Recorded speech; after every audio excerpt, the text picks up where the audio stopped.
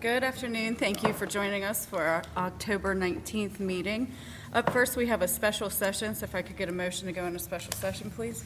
So moved. Second. Any discussion? All in favor? Aye. Any opposed? Motion carries. We have an introduction of an ordinance authorizing the purchase of property located at 32 North Potomac Street. Madam Mayor, we move to introduce an ordinance authorizing the purchase of property located at 32 North Potomac Street, Hagerstown, Maryland. The acquisition of the property is consistent with the Mayor and City Council's goals for long-term investments to benefit the citizens of Hagerstown. The purchase price of $825,000 is expected to be funded by the city's American Rescue Plan Act ARPA funding. Any discussion? All in favor? Aye. Any opposed? Motion carries. Now moving into our work session. Up first, we have a proclamation for Economic Development Week. Whereas the City of Hagerstown's Department of Community and Economic Development is an active member of the Maryland Economic Development Association, a nonprofit organization established in 1961 whose mission is to enhance the knowledge and skills of its members and to encourage partnerships and networking among those committed to bringing jobs and investment to Maryland. And whereas MEDA members promote the economic well-being of Maryland by working to improve the state's business climate and the professionalism of those in the field of economic development, including other professionals with an interest in the economy of Maryland. And through its regular meetings, special programs, and projects, members address diverse issues. And whereas the economic growth and the stability of the state affects all regions and jurisdictions of Maryland, and the City of Hagerstown is an important component of the state's economic success. Now therefore, I, Emily Keller, Mayor of the City of Hagerstown, do hereby proclaim the week of October 25th through 29th as Economic Development Week in Hagerstown and encourage all citizens to recognize and reaffirm the importance of business development locally and statewide. So if we could have our team come up. Yes.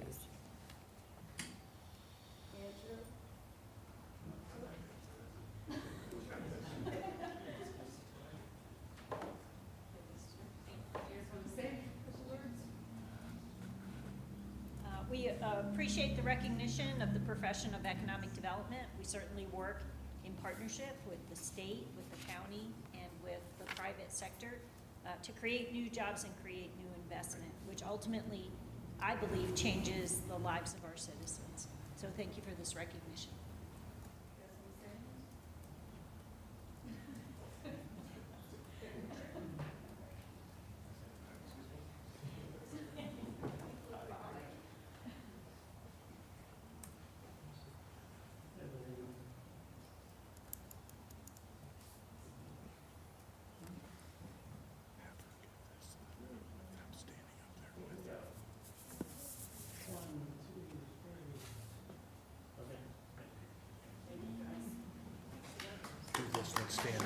Okay, good deal. We could bring Sarah and Ned up, please.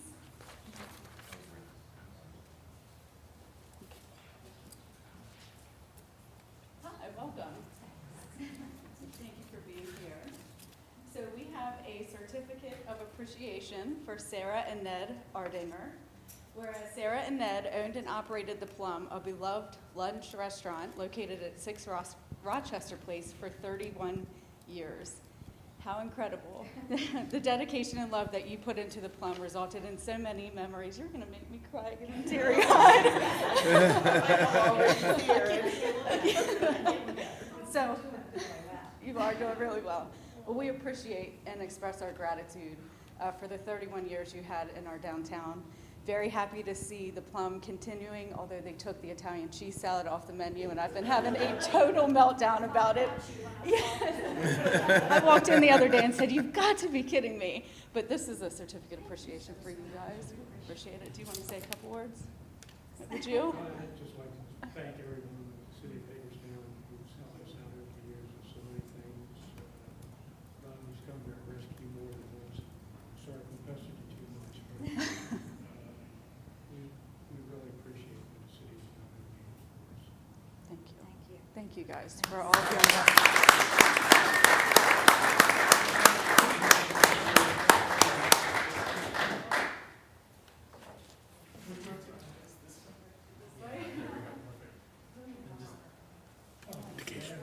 Do you have somebody here? Yes. Oh, cool.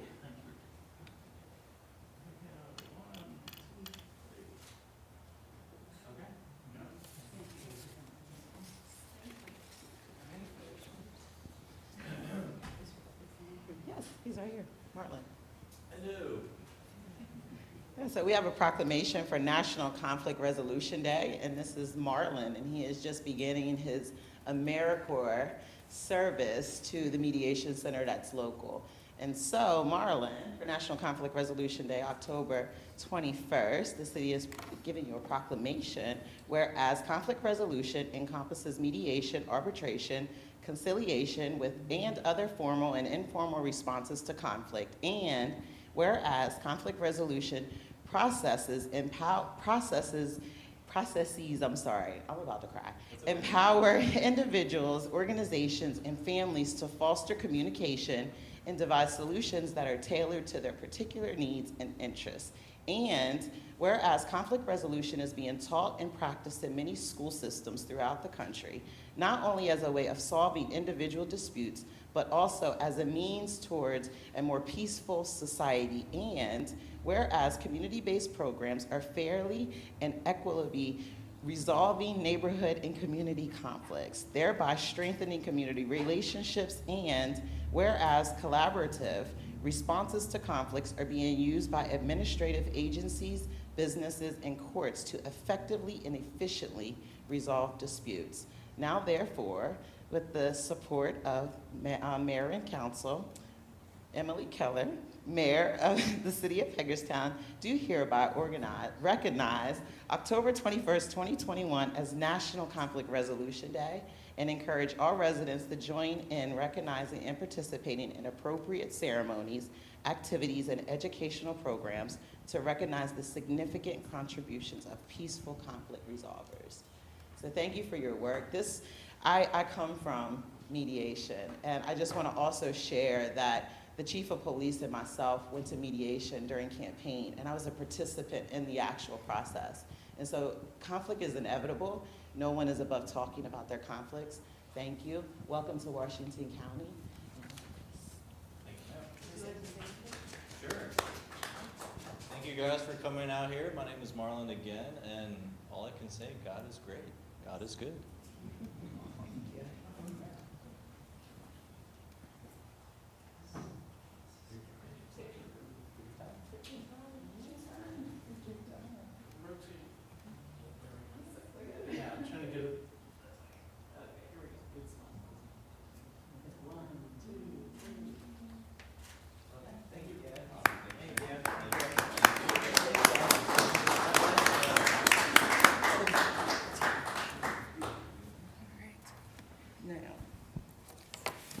All right, up next, we have the proposal for the Clara Barton Memorial adjacent to the Cultural Trail.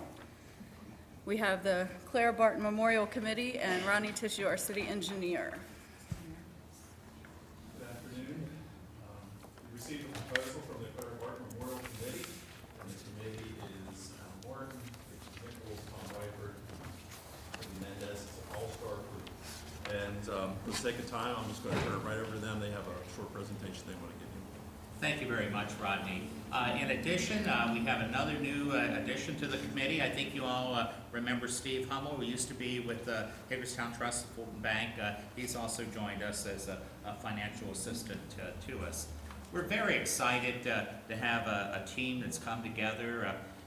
We first discussed the idea of doing a memorial to Clara Barton in the city a number of years ago, back actually in the 1980s, and it was something we were looking at with the local Red Cross office when it was up on South Prospect Street. Unfortunately, at that time, none of us had any idea of what it took to put a public art project together. We didn't have a sculptor. We didn't have an idea really of what it cost. We had a board member, Marguerite Sear, who was a local artist, but she was not into sculpting.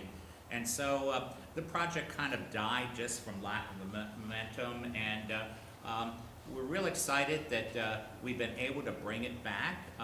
We didn't have an art trail or a focus at that time. We had the art museum. We were actually looking at putting the statue in the middle of Park Circle, which posed its own set of problems of not being very approachable or touchable or allowing people to interact. It would have been a nice street sculpture, but not something that would be, I think, the kind of art that we can appreciate, the art trail and other touchable things like the pod. I love going in front of the museum and watching kids climbing and touching the art and integrating with it, and that's one of the neat things I think about the cultural art trail.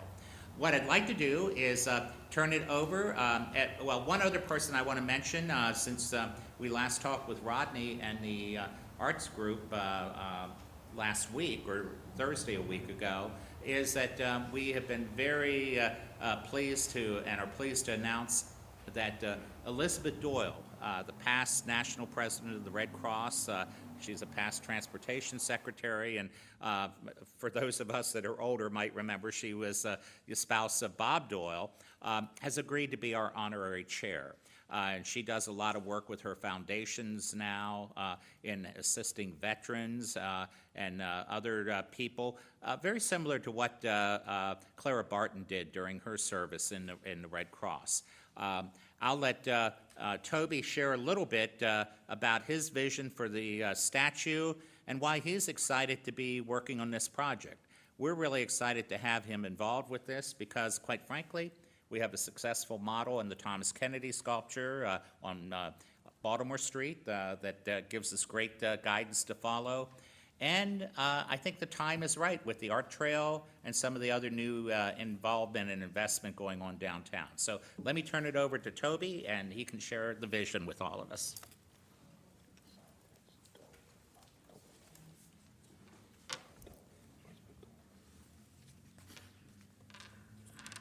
Hey, Rodney, Good afternoon. This is a new council for me, and it's great to see some fresh new faces in Hagerstown. Clara Barton. One of the questions is why Clara Barton in Hagerstown? Back in the Civil War, before Clara Barton successfully lobbied President Lincoln for all that, nurses were not allowed on the battlefield during the course of battle. Usually they would arrive a day later, and you could imagine the delay in medical care of a day after a battle, how many lives were lost.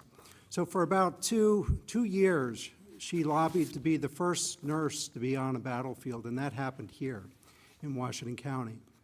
And of course, Hagerstown is our county seat. What that meant is the day that she arrived on the battlefield while the battle was going on at Antietam, surgeons were using corn husks to try to stop the bleeding. They had no medical bandages. They had no medical supplies. They had exhausted it all.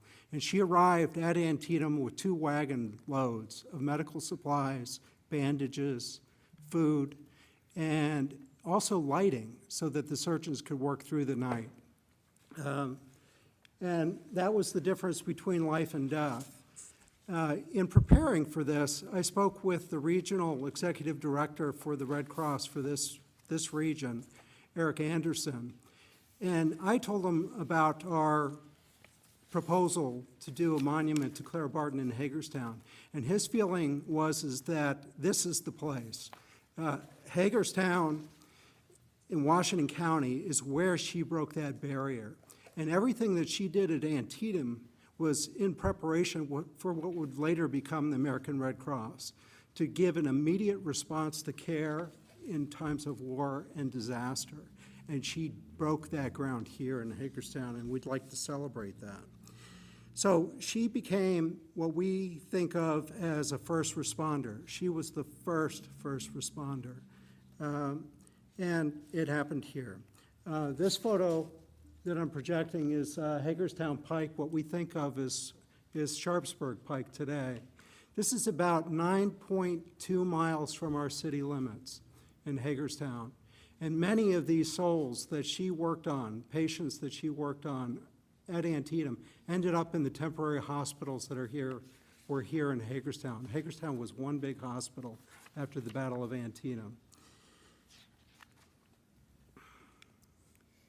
This is the site that we're looking at. It's actually marked in orange over to your right, the proposed site. It's right on the end of the cultural trail. And when I spoke with Dan Spedden of the Convention and Visitors Bureau, his feeling is that this would be a great introduction to the cultural trail and would help link the museum to the proposed or future ballpark and to the Cultural Arts District of downtown Hagerstown. The idea is to take this space where the gas station used to stand and to create somewhat a screen with trees to kind of block out some of the visual, what we call visual pollution in my field, like the telephone poles and so forth, and also to kind of buffer the terrain to beautify this site. And this is what we're proposing. What we're proposing is a monument to Clara Barton. She's caring for a fallen soldier. This is loosely based on the story that she tells of actually caring for a soldier, providing him water, and while she was doing that, a bullet, passed through her sleeve, killing the soldier. Anyway, this is a monument not just to Clara Barton, but to all first responders. Tom is kind of bashful to tell you, but I'm proud to say that my stepdaughter, is a nurse. His daughter is in the nursing program here in Hagerstown. So the other conversation that I had was with the director of the Museum of Fine Arts here in Hagerstown, Sarah Hall. Her feeling of putting this on the trail at the very beginning from the museum is it would bring an audience of tourists to Hagerstown that might not ordinarily find the cultural trail and to bring them into downtown, which I think is wonderful. I also spoke with the executive director over at Rose Hill. Her feeling is that many people come to Rose Hill because there's 2,000 bodies buried there from the Civil War. And that might bring them from Antietam into downtown, to discover the museum as well as the rest of downtown. So this is what we're thinking. A monument over life size so that people could see it from vehicle as well as in person. I don't have it high on a pedestal because I want people to be close to it. It should be an intimate experience. What she did is not something that I would put her high out of reach. She was a human. She took care of people all through the Civil War and also with the Red Cross for decades.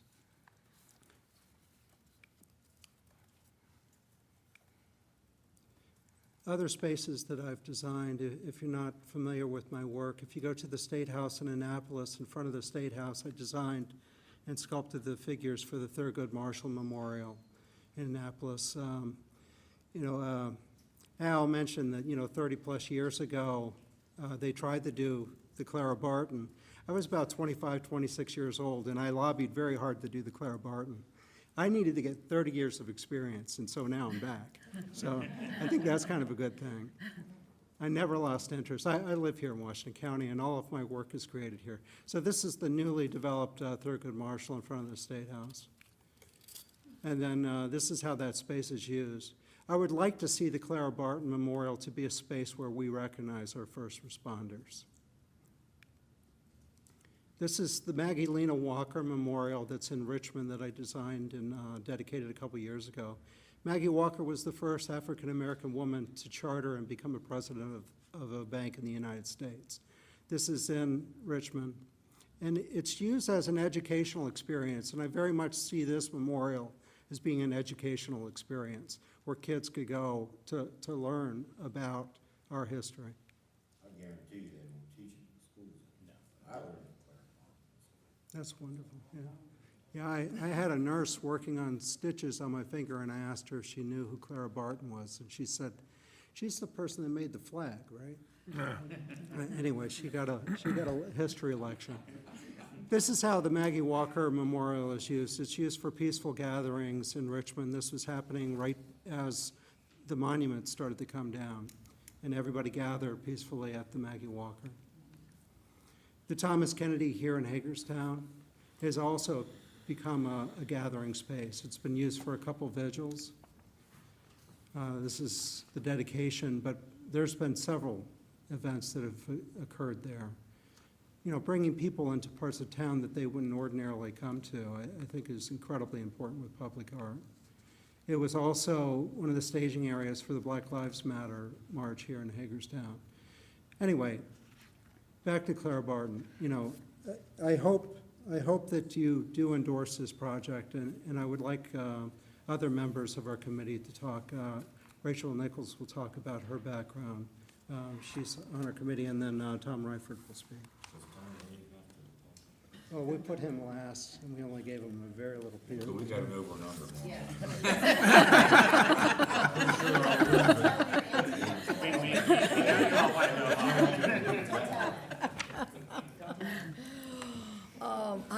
I almost never get a chance to see all of you at one time, and I would be remiss if I didn't thank you for putting yourselves out there day after day for the city of Hagerstown, and it makes me very proud to be here with you today. When I was asked to join the committee, I had to think about it for like 2 seconds because it figuratively and literally hit home for me. For one thing, I'm the Washington County Assistant for the Heart of the Civil War Heritage Area, and I also manage our Visitor Center, which is on the Antietam National Battlefield. So Clara Barton is very much an important part of our story for the heritage area, and the ideals that she upheld continue today. Before moving to the area, I worked for 12 years at the National Endowment for the Arts and in grants making in design arts, and there was a new conversation starting about the value of public art. People began to realize that statues like this were more than just memorials to our heroes.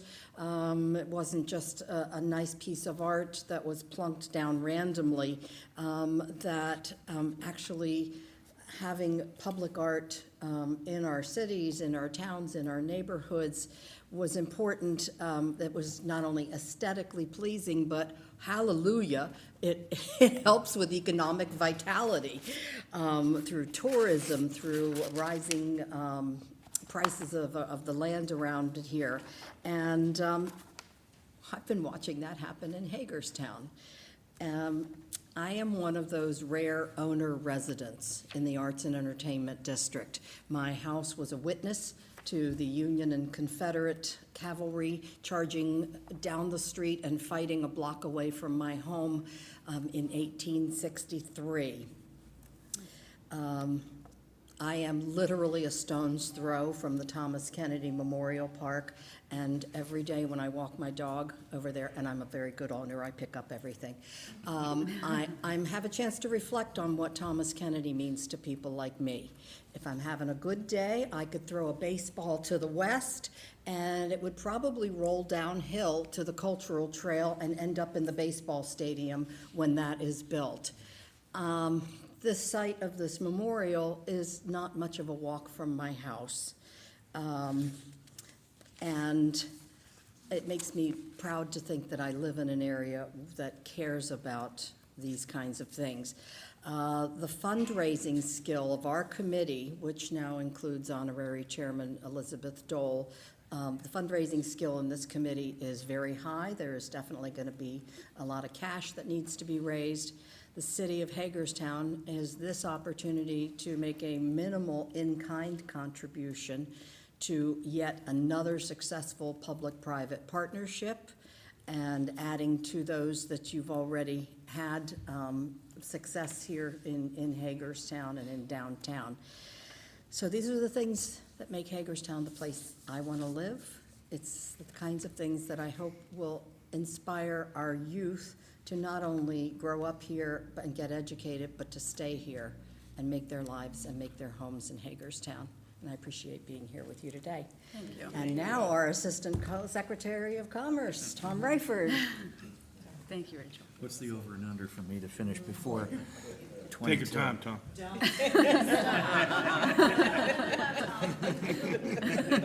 First of all, it's a pleasure to be here to address you. And I also want to thank two of the members around this table for being at the Step and Stride for breast cancer awareness on Saturday morning. That was a nice event. It was great to see you there. Thank you. Thank you. Following this, and I do have to be quick because I do have a breast cancer board meeting that I got to run off to. Folks, you have a great opportunity here to be in support of a wonderful project that hasn't been done anywhere. And to do it here, I think it speaks volumes of a forward-looking group of people. Clara Barton changed the world. And when you think about the things she did, she was the first woman to work in the U.S. Patent Office. She got paid the same as the men. She helped start the American Red Cross and was its first executive director. And to have, as he said, Elizabeth Dole as our honorary chair of this committee is a wonderful testimony of how important this is. And that Elizabeth Dole is not only lending her name, but also helping out because of her foundation to help move this forward. The land that we propose this for has been blessed by the Hagerstown Public Art Commission. I know that the state, through the office that I represent, is very interested in this. We are going to do a lot of fundraising. We're going to raise a lot of private money to make this happen. Your part of it is just to allow the land to be used, just as we did for the Thomas Kennedy Center, that memorial park there on Baltimore Street, to have that be a same sort of setup, that the city gets a nice improved piece of land to honor somebody that is remarkable in our nation's history. I have no real ask sitting here today for you, just to say that, yep, this is a great idea. We have a nonprofit that is agreed to do the sort of the accounting and all that. The Community Foundation of Washington County has signed an agreement with this committee so that we can move forward as a nonprofit status, that they would get the donations and that kind of thing. So that makes it easy for us to be able to move forward with this. I thank you all. Bob, I finished with 2 minutes to spare. So thank you very much, Rodney. And I also want to take a moment. This is a legacy project for a gentleman that's retiring soon. And I'm No, gonna it's be- not. No, it's not. I thought that was where Rodney's statue was gonna go. Was in that. You know, Rodney's got- That's a good idea. Let's change this. There you go. But anyway, he embraced this, and hats off to Rodney to say, yeah, time has come. Have a statue of a woman that made so much history right here in our county. So thank you all very, very much. Thank you. Thank you, Tom. I have a couple of comments I want to make. And I want to preface this by providing just a real brief amount of background. You know, when the Cultural Trail was in its infancy, we had looked at, or maybe we didn't, the original layout was for the trail to go behind the seafood restaurant and that strip of road that you know, would have, in my opinion, separated the interconnectivity between City Park and downtown that we were needing for the installation of the Cultural Trail. And so we made that change, right? And some of the folks at this table may recall, I pushed pretty hard among the body to get this property and to have it cleared so that that integral interconnectivity between City Park and the Cultural Trail components downtown would be freely opened up and you would actually visually see and engage in that interconnectivity. And as part of that effort, I was fairly clear that what I wanted was something to encourage families that were in City Park to then take that venture into the Cultural Trail, okay? And I don't want to say that I'm in favor or opposed to what's being proposed here today, but I just want to give you some perspective and background on where my mind was heading in that effort. As you're aware, the trolley system that used to serve our community, and the trolley barn, which is right along the trail, exists for the H&F trolley system right at that location, right? And so for me, and I think of myself as a parent of 5 children at City Park, how do I make that interconnection to engage them to want to, take that direction? And so the thought was, one, keep this ground open to provide that visual interconnection and use culturally significant things to our urban core, such as moving the trolley there and placing it on the property, so it had that both historical and physical and attractive interconnection for youth with their family to want to move between the two areas. For me, this is a much more solemn proposal. And so I put myself in the position as a parent at City Park or a parent at the trail.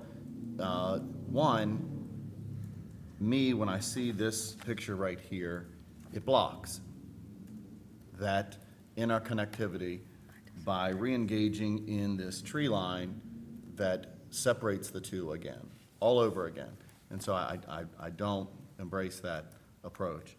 And two, it does not provide that fun, maybe that's the best word I can use, visual perspective of interconnectivity to interconnect families with kids, moving between the two places or wanting to engage in moving between the two places and make that physical walk and connection. And I see this just like I do the Kennedy Park and just like I do the Memorial Park across from Bester. They have a much more solemn feel to them, and I did not envision pushing for this piece of property for that purpose.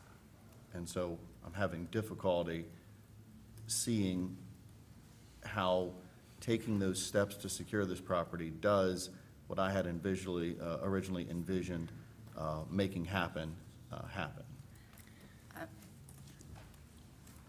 I respectfully, completely disagree. Yeah, I'm 100%. I know you're gonna find this hard to believe. Am I gonna buy a lottery ticket? I 100% agree with you. Listen, and you have your vision for what that piece of property should, what you would like to see happen there, and you have your reasons for that. That's fantastic. I can't fault that.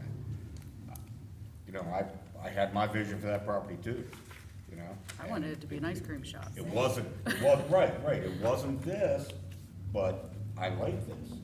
And I believe that, the cultural trail will not be blocked in any way, shape, or form. It actually runs in front of it, and you can follow that connection right into downtown. It's educational.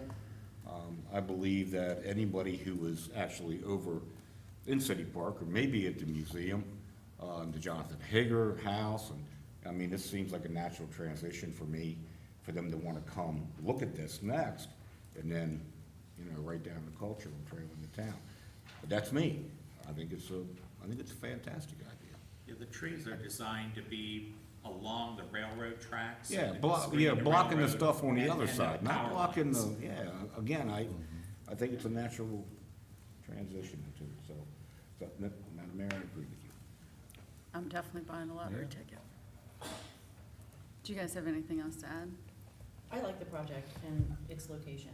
I think it's beautiful. I think that I understand what you're saying, Kristen, going down the cultural trail, but in my mind, going down the cultural trail still takes you around the crab restaurant. So when I visualize the cultural trail, I feel like that's where it starts. And taking people from City Park to the Clara Barton Memorial around and then down the cultural trail and then its extension seems to make sense Now, to if me. you could hop on a trolley at that point and ride that down, then Yeah. that's something different. That's just me, though. I'm for that. I'm in favor of it. I definitely appreciate you guys' passion too. Toby kind of included me when this first started, and getting the committee that you've gotten and organized so fast is awesome. Plus, I think it would be really cool for the first 4-woman administration to help unveil the first woman memorial in Hagerstown too, so. Play it up. Takesha, Tiara, do you guys have any Are you good? I'm fine with it. So if you want to move forward with it, there'll be a couple agreements I think that we should execute, this body should execute, put those together, and we'll come back with those at a later date. And there is an ask of about $60,000 for the city to build the little plaza around it, some of the lighting, different things I have described in here, which is about 10% of the project's value that we would put in our next budget request for next year. We're gonna get a $600,000 project for 60 grand. Wow. The It's key almost for like- us to start our fundraising is the understanding that the city's committed to this and that we're not gonna ask people for money that then we have no place to put the statue. Good? Good to proceed? So we're resounding yes. Okay. Thank you very much. We really appreciate your time, and this lets us get started on our private fundraising. Thank you. Thank you guys very much. Thank you. Thank you. All right, up next, indoor sports facility. Toby, thank you. It's good to see you again. Good to meet you Al. all. Look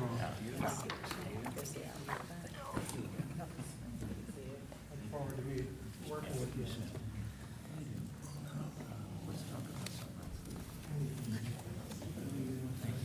Thank you, guys.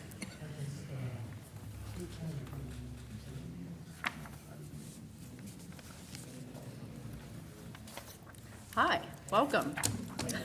With me is John Wack, the president of Eastern Sports Management. I'll just give a little bit of background, then John also has a short presentation to give, and then we'll talk about where we go from here. Just to, again, go over the background of all this, back in January, we decided that we were going to put together a request for proposals for an indoor sports facility at the site of Municipal Stadium. The Victus study that we did a couple years back showed tremendous interest in the community for indoor sports facility and the lack of facilities in our area. We know about many families travel to take their kids to other locations to play indoor sports, and this area is really lacking one of those. In April, we put together a request for qualifications, and we sent out asking for firms that would design, construct, operate, and maintain an indoor facility such as this. We received 3 proposals. The selection committee, which was the city administrator, our chief financial officer, myself, and then Sheldon Sheeler, who is a former general manager of the Frederick Indoor Sports Facility, was the team that we evaluated the 3 proposals. We interviewed all 3 firms, and I'm here to recommend to you tonight that we engage Eastern Sports Management as the firm and his team to move forward with this project. It's going to be a phased project over time. We have a lot of work to do ahead of us, but tonight we would like to just give you a brief overview of what the project could be and then talk about some next steps. So at this point, I'm going to turn it over to John. Thanks very much, Rodney. Appreciate it. My presentation is fairly brief. I just wanted to cover 5 points. Who we are as a team that responded to the proposal for design, construction, operation, and maintenance, what our experience is. Briefly go over what we see initially as the building program for this building. Talk about how the project is phased, and go over very briefly what we anticipate the schedule to be. As Rodney said, I'm president of Eastern Sports Management. We had 2 other companies that joined in with us on this proposal. Pinnacle Indoor Sports out of Kentucky, and HGA Hughes Group Architects out of Virginia also. We are from Fredericksburg, Virginia.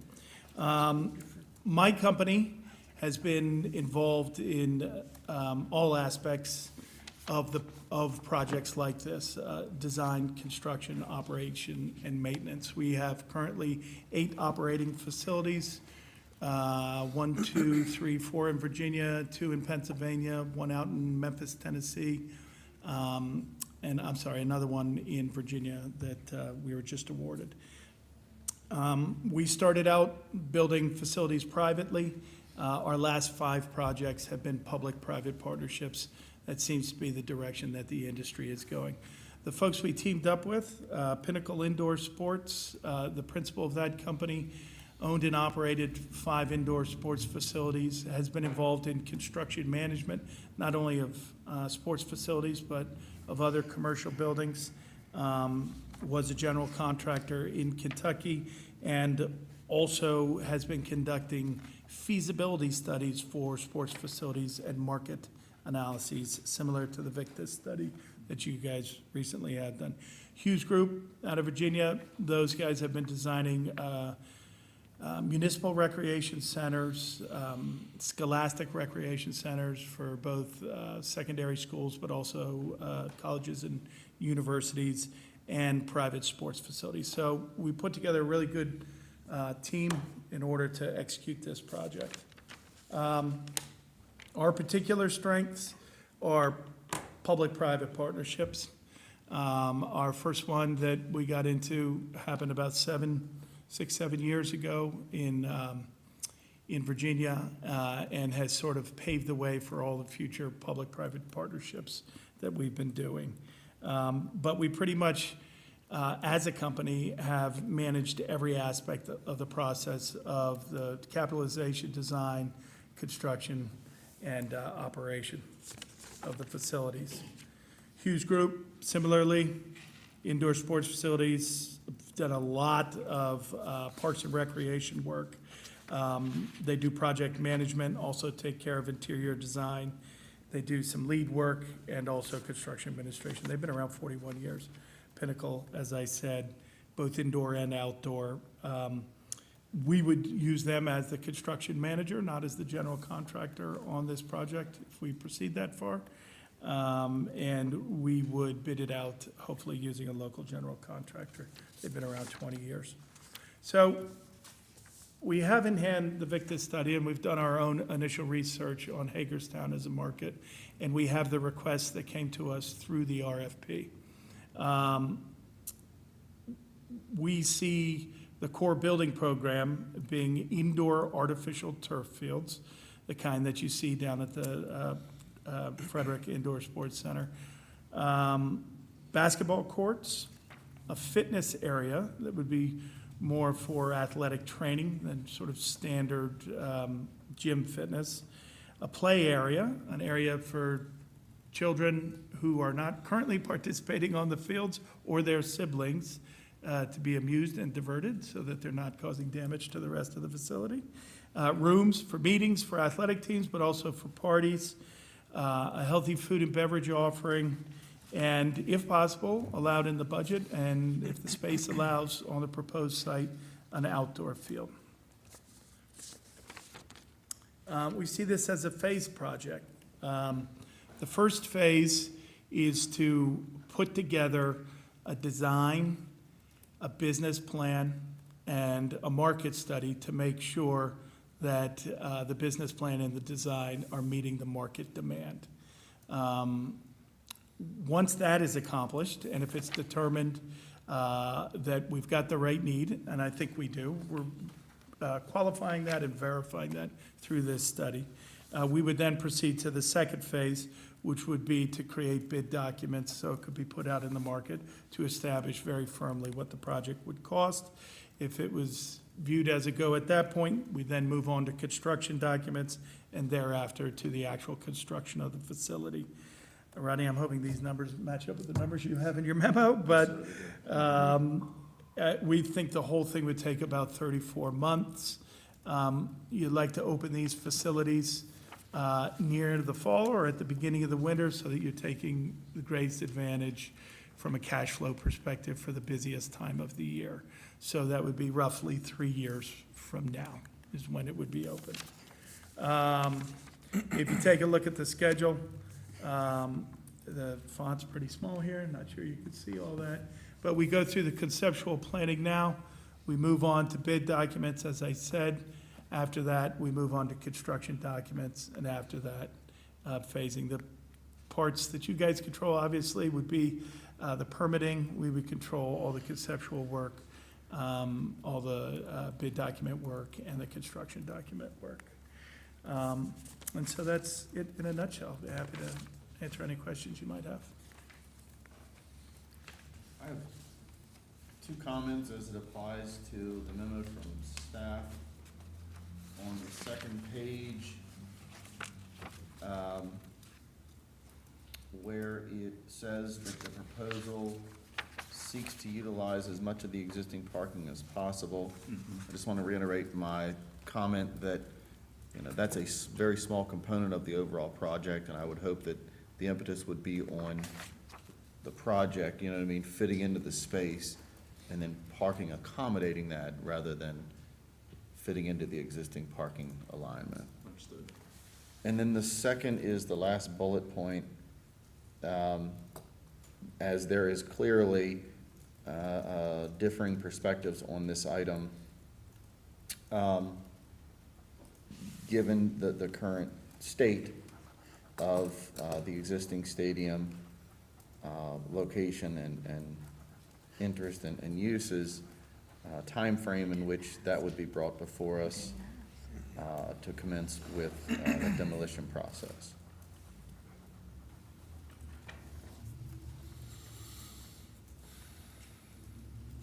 I'm sorry, what was the question? Well, I'm trying to figure out when, because when I read like a 3-year time frame, you know what I mean? I'm trying to figure out when within these phases are you indicating that would occur? Demolition? Yeah. It could occur anytime between now and when the work was ready to begin. February 23. Construction on his timeline is the summer of 2023. So I'm just gonna be as plain about this as possible. And I've said this before, I think that if we're going to continue to absorb the maintenance responsibility, if we have the potential to absorb, you know, the political implications of that, to me, it's sooner than later. And I say that because unless somebody's going to tell me that at the end of the day, whether this partnership works or not, that we're gonna dump $1 to $2 million into the place to get it ripe and ready for some other form, I just, you know, I don't have any interest in prolonging that for either aspect. What was maintenance cost this year?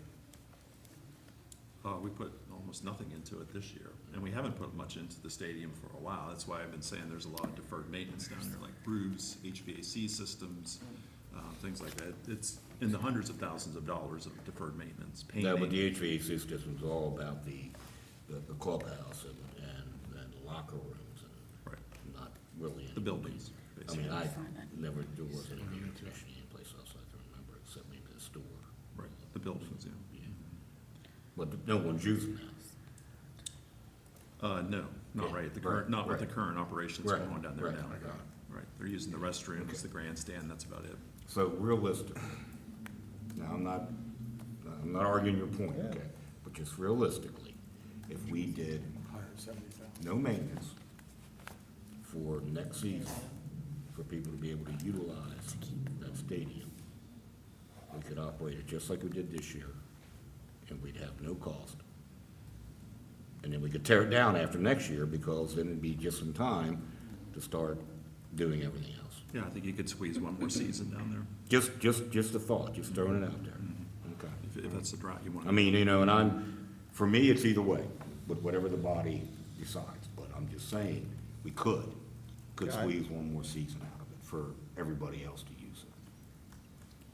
Oh, yeah, I mean, I think that there's a ton of groups outside of the city that have an interest in using it at, you know, that disposal. I just don't have any significant interest in, and I think that that's an assumption that the cost is zero for maintaining that open and available.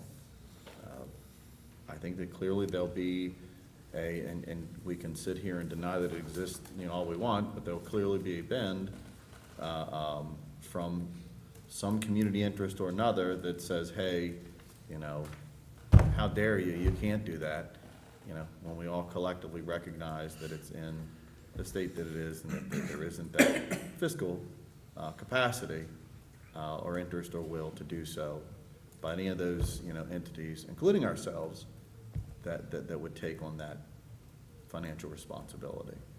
And I go back to the market, I think the number was $68,000, 6 to 9 months ago. There is a market for that material, and there is a window associated with the recyclability value of that market, that I just. 68,000 to remove the building? No, for demo. Yeah, right. You know what I mean? And that's gonna fluctuate with the market capability of Yeah. getting rid of the material that you're So demolishing. there's so much scrap besides Right, there. so, I don't see what the benefit is. I can definitely see what the detriment is, especially if we establish this partnership now and then 18 months from now, when we get to some course of active, finality to execute a process moving forward, and folks suddenly clamor up and say, whoa, wait a second, what do you mean you're doing that? We weren't aware of that. I don't know why we would, I guess, put ourselves in that position, if that's the course we're taking, to begin with. So the ask tonight is to enter into a contract, phase one, which is $70,000, Right. and move forward with this project. And I think the deliverables out of that would be documents that would be very useful for us then to seek funding, because we're going to need to do a capital. Yes, you A lot of work in that arena. So good concepts, a good business plan, that'll all be necessary to get that done. I'm good.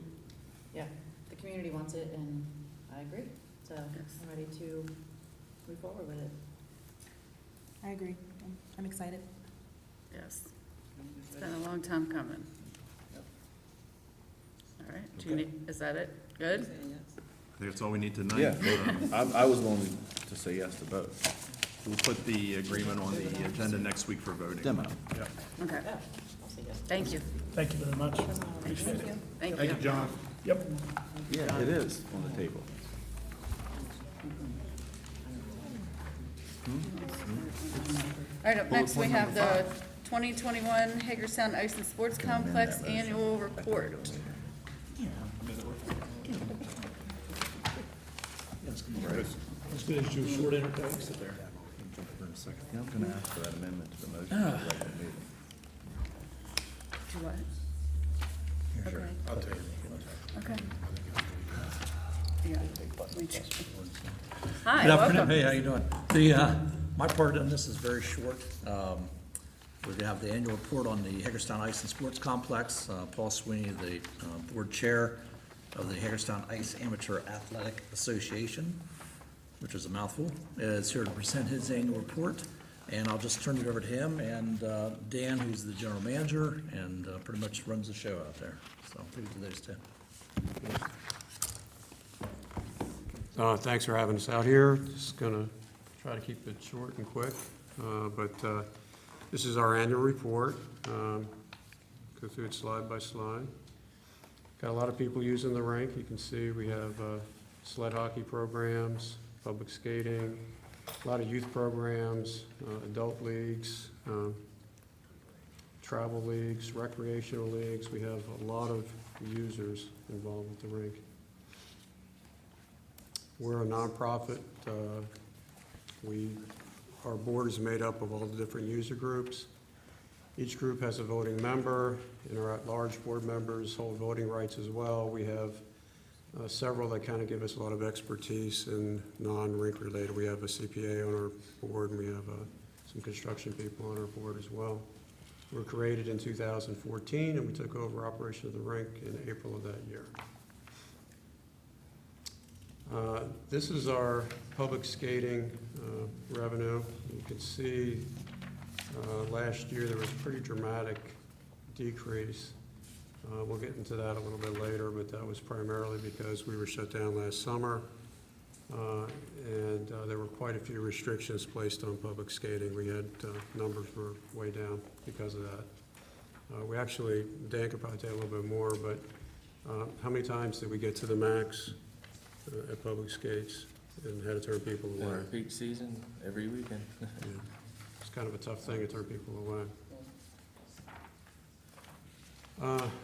We have 6 teams in our adult higher level hockey division. We have 10 in our, what we call our recreational league.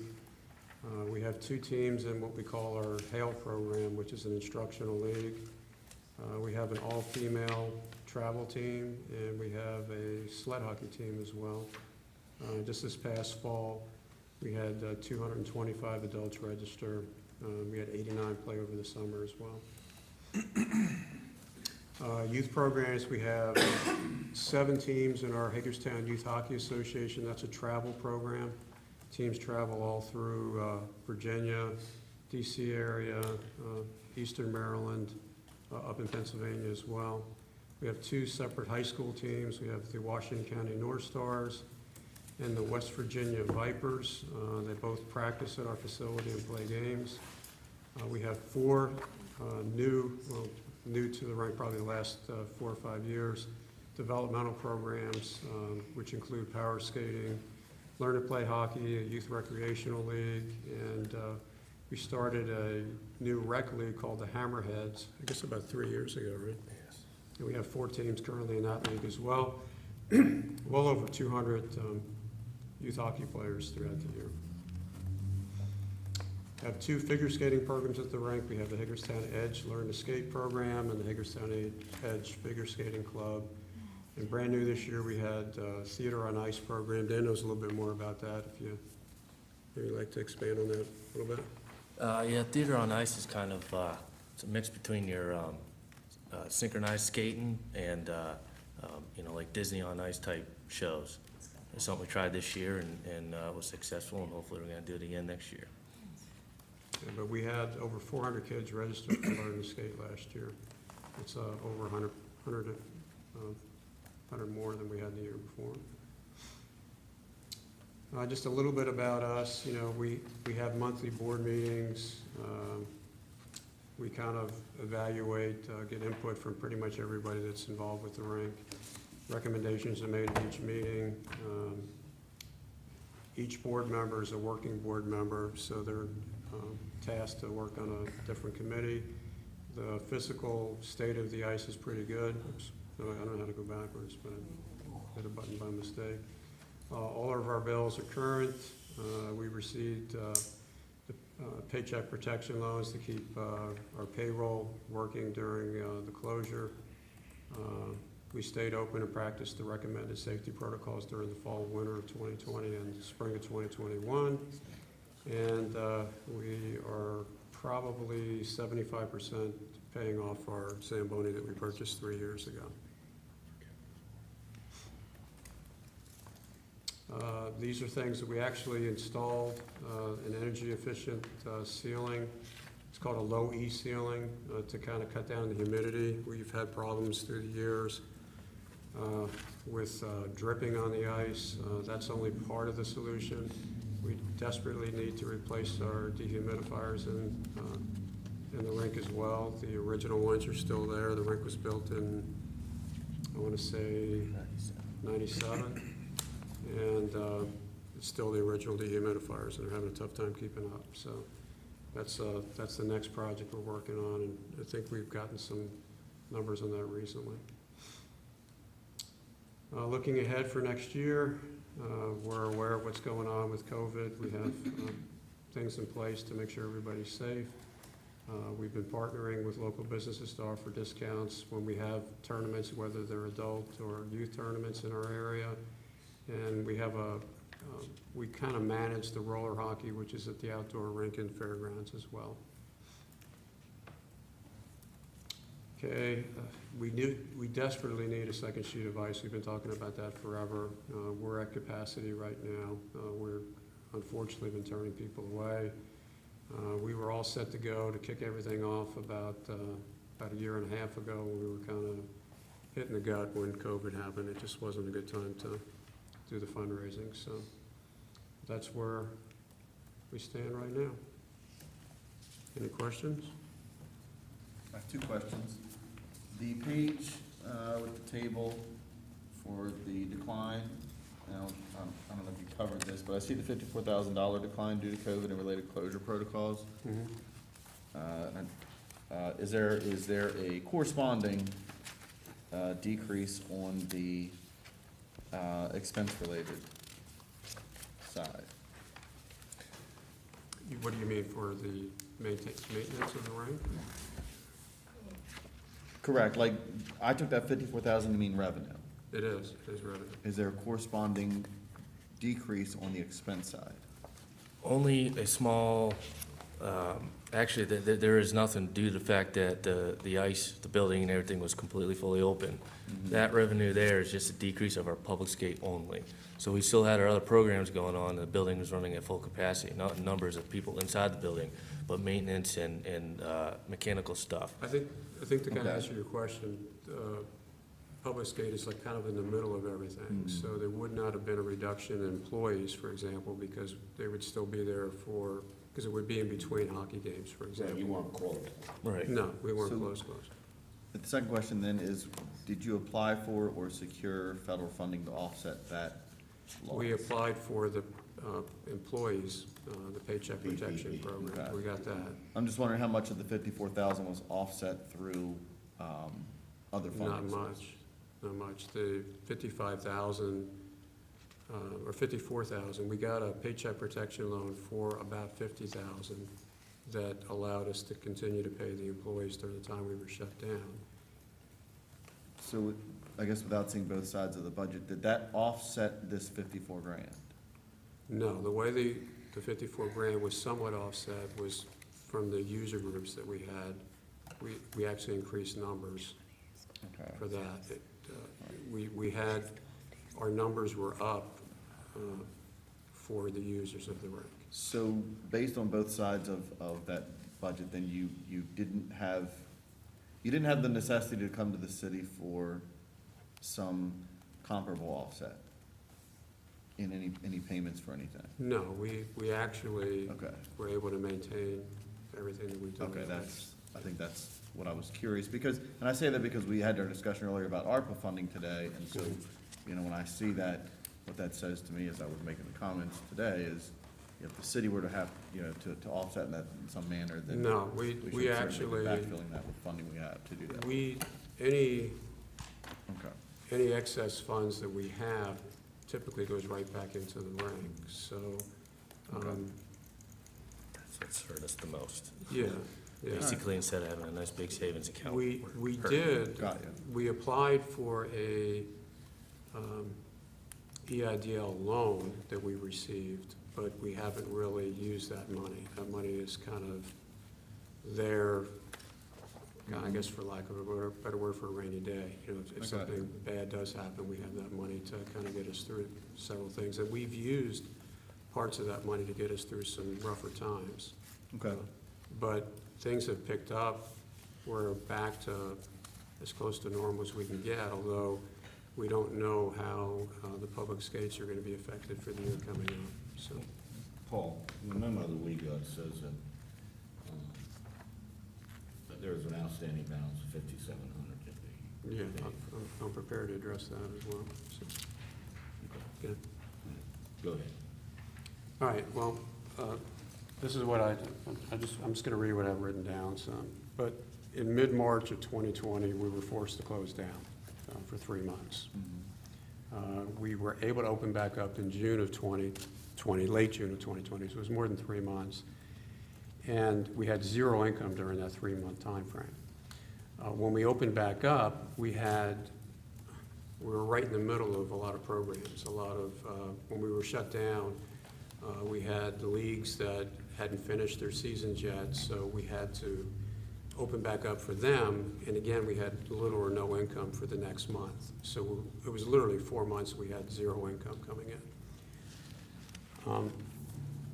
We didn't have any organized summer programs. Normally we have summer leagues, but it was too late to even try to set that up. We did receive the PPL loan to help offset the payroll costs during that time frame, but we had a dramatic loss from public skating after that, following that, because we were limited severely. Our capacity normally, I think, was 250. In the beginning, we were limited to 75 people coming in, Yeah, and eventually we got to like 125. And it's kind of hard to even measure the number of people that we had to turn away, that we don't know where they came from. They may have come from as far away as, Chambersburg, and they get there and they're told that they can't come in, so, we tried giving them, a free cup of coffee, that sort of thing, give them some free skate passes to come back, but we don't know how to measure that, what we lost in the long run. So, thank God, the users that we had that used it regularly jumped right back in, and all our programs didn't really suffer. I mean, would you say our numbers were the same, if not higher, for the rec league? Yeah, our actual programs have maintained their levelness, and two of our programs actually grew a little bit through that time. All right. So in the fall of last year, we put the low E ceiling in, which is a $50,000 expense, and the city paid 75% of that. We got $37,000 from you. Well, we spent $12,500 of our money that we had set aside because it really needed to be done. We also had an issue with the ice, again, because it's a really old facility, and is it a closed system? Is that what it is? It's a direct close system. Yes. Direct close system. We had a leak in the Freon system, and we were forced to actually close the rink in the spring of this past year for 2 weeks, and we had to take the ice out to get to the pipes underneath, and we spent at least $11,000 just having an HVAC guy in there and getting that repair work done. And then we had to replace Freon, and the Freon system it's a really old system. We're using, was it R22, which is not inexpensive, and we spent over $20,000 on Freon for that system. That was the first time. The second time, we spent $28,000. But we didn't ask the city for anything, so we've been using our funds and our monies to pay that. So we're really focused on making sure the ice is still there because that's what we want. The Zamboni is almost paid off at this point. Our utility cost, correct me if I'm wrong, Eric, but we stay below that $85,000 threshold pretty much every year, and we watch it as much as we can. And the dehumidifiers generally need to be replaced, like yesterday. So what I'm going to ask you to do is I'd just like to clarify why the city believes that they should charge us 3 months' rent when we were forced to be closed. We had zero income during those 3 months. We spent our money on repairs to the city-owned rink during those 3 months. We had zero income for almost a month after we reopened. We had a $54,000 reduction on income just from public skate loss revenue. We asked for rent relief back in September for the full $9,000. We were told that you were going to forgive $3,300, but the $5,700 we were told not to pay. And then on November 3rd, you denied our request, but nobody asked us for any information during that time. So we weren't invited to the meeting to kind of explain why we felt that we should be forgiven for that. So I'm just asking for an explanation why the 3 months in question, when we had zero revenue coming in, why we're obligated to pay for rent on a building that we don't own, the city owns. So I think at the time, it was when COVID was kind of raging, and we weren't approving any requests because we figured at that point, everyone was going to come asking for waivers of everything. So we were kind of being careful about what we were doing because we didn't know what our financial situation was going to look like as a city either. So at that point, I think it's safe to say we weren't really approving anything. We were just kind of waiting and seeing. Well, that's what we felt like. We felt like we got lumped in with everybody else. But, Yeah. we did. weren't. Which makes sense. Yeah. We didn't know what was happening either. Right. So, but so I'm trying to lay out where we were and what happened during that time frame. And $5,700 is $5,700, but we can surely use it for other things at the rink. So. Are you guys okay with waiving the $5,700? I am. Yes. Yeah. There you go. Okay. Well, I thank would you. encourage, there are other grants though. I mean, there's other, I don't know if they're still available though, like county grants that. Yeah. Can somebody define waiving it? This is To me. I mean, it's gotta come out of our budget somewhere. Yeah, it will. And I think we should get repaid through the ARPA funds. Okay, that's what I'm asking. Yes. Those are two different things. I don't want the public to get the sense that we're just No, No. we're writing gonna off recover it through the $700. Okay. Yeah, and I don't know if this is exactly how it works, but I'm gonna say it anyway, but the rent that we're paying is generally kind of put back into the budget for the rink anyway, you know, so like. Sure, it helps cover the 75%. utilities. Well, it helps cover the 75% on the repairs as well, so. And I know a lot of places are having trouble staffing. I'm just curious, are you guys facing the same issue? I have 2 people left. I can't, it's hard. It's very hard to get staff in right now. I've been You have advertising 2 for a people couple running the months. rink? 2 people for drivers right now. It's hard to get qualified people. People don't seem to want to work. We talked about driving the Zamboni, so. It's been tough, but Yeah. we're getting by. I still have people on the ice. Yeah. Thank you. Do you guys have any other further questions for them? Thank you, we appreciate you. Thank you. Thank you. Just a couple more items on that. I just want to say the dehumidification project that's coming up, our obligation in the city is to pay 75% of that cost. So we have drawings we just recently received on the plans, so we're working with that. So sometime in the near future, we'll be coming back to let you know what that cost is and our part of the project. All right. Thank you. All right, next we have preliminary agenda review. I think we're going over on the over-under. We're not paying attention.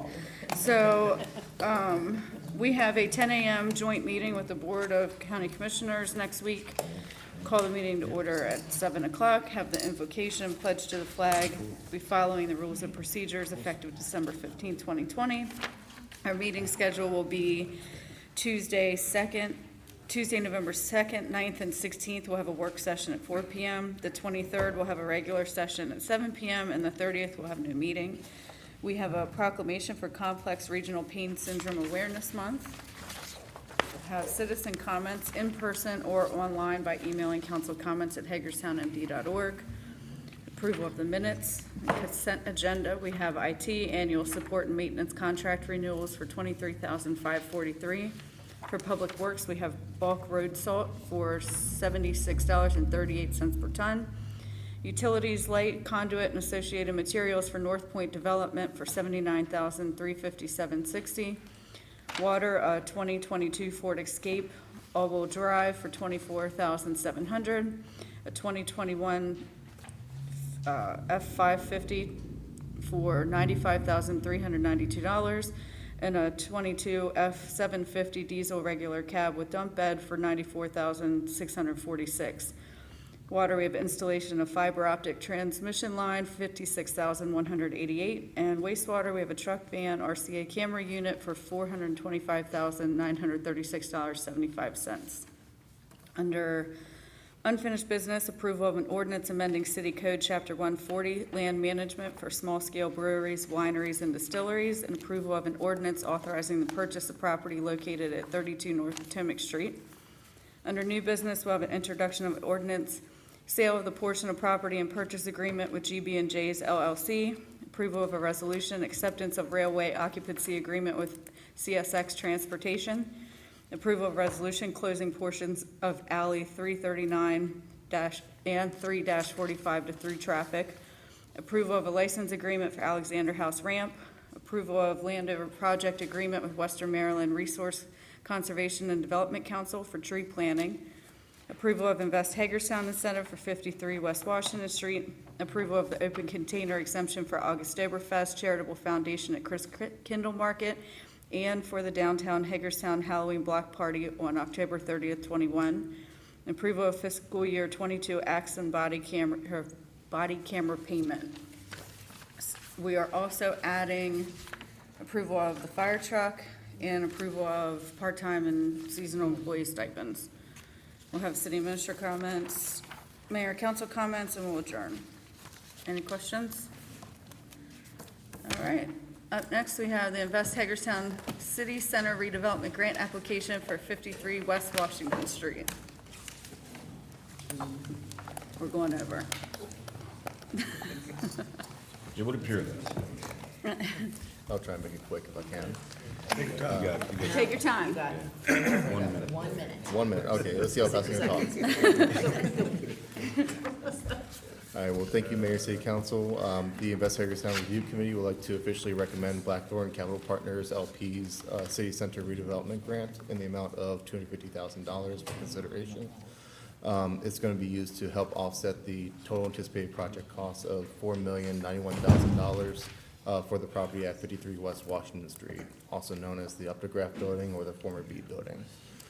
They're planning on doing a full build-out and renovations of the property's second, third, and fourth floor in order to create 7 residential units per floor, market rate, as well as renovations to the first floor commercial space for tenant fit-out, in addition to updates to the building's front and side facade as well.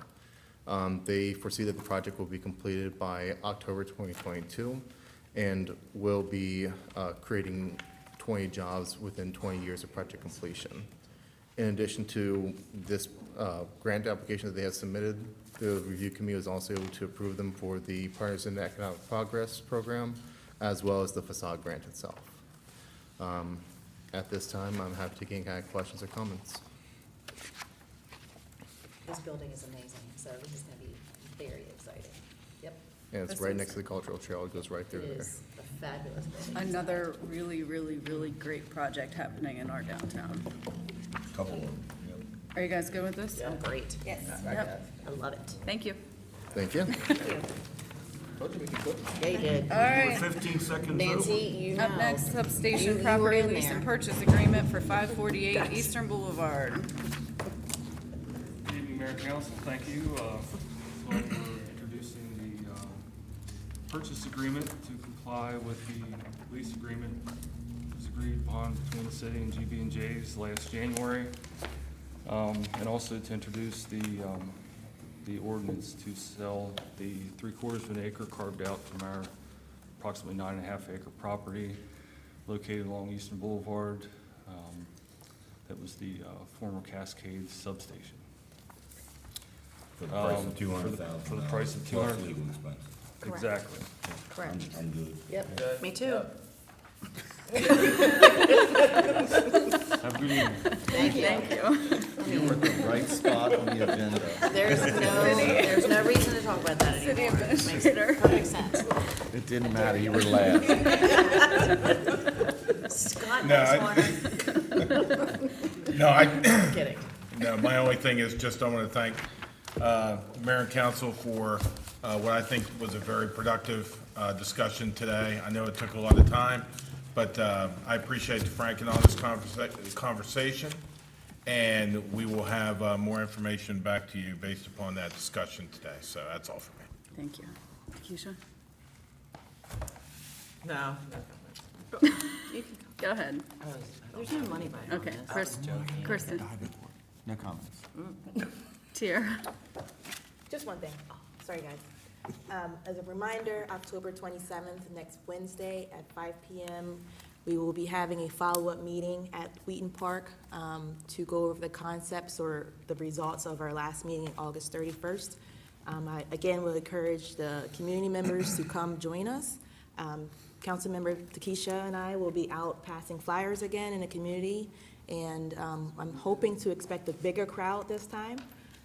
It's going to be another great working session just to go over the park improvements and what we want to see happening at Wheaton Park. Thank you. Thank you.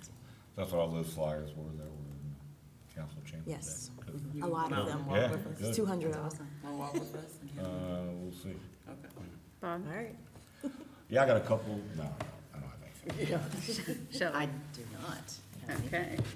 Well, I just wanted to thank staff for spending the morning with us today, several hours with our goal planning session, so I appreciate your dedication.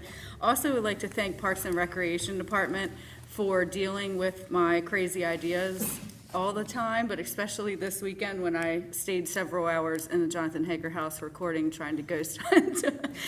And I promise there's going to be some hilarious videos that come out of this, but special thank you to Emily Conrad, who took some time out of her Sunday evening at 9 o'clock to go over the history of the Jonathan Hager House with us. I appreciate the fact that she was willing to do that so late at night.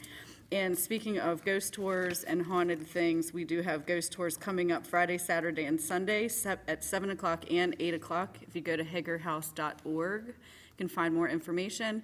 And as someone who was there witnessing some pretty creepy stuff, I highly suggest going. And with that, I gotta wait till 5:31. I gotta wait till 5:31. It's gotta change at some point. We're adjourned at 5:31.